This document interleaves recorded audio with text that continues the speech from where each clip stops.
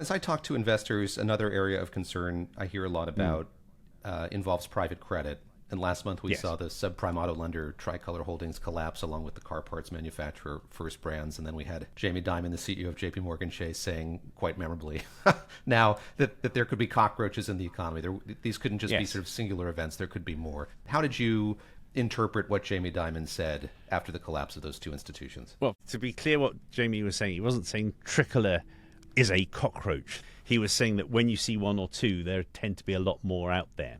His comment then got taken as being an attack on private credit rather than a point about the credit cycle. I am very struck by a point that Scott Bessent made, the Treasury Secretary, a few months ago, which is that there was so much more growth in private credit than there was in the banks.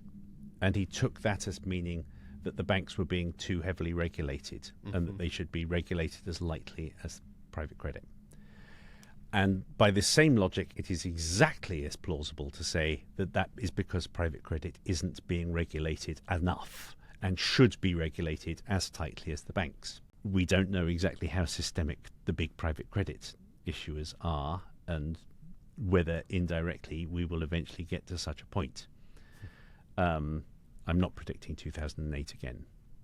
People will find ways to stop it before it gets as bad as it got in 2008. It's reasonable to think that we ought to be close to the top of the credit cycle, and yet we're not priced for that, and that creates the risk of quite a come down.